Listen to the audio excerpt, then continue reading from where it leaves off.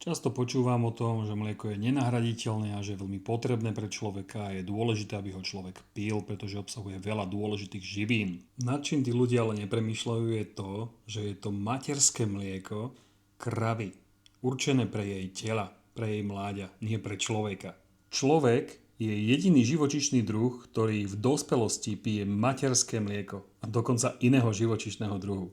A pritom všetko, čo v ňom hľadáme, nájdeme aj v rastlinách. V dnešnej dobe ale existuje mnoho alternatív, rastlinných alternatív.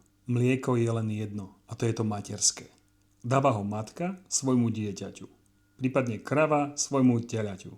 Rastlinné mlieka nie sú mlieka, sú to rastlinné nápoje, ale pripomínajú farbou mlieko.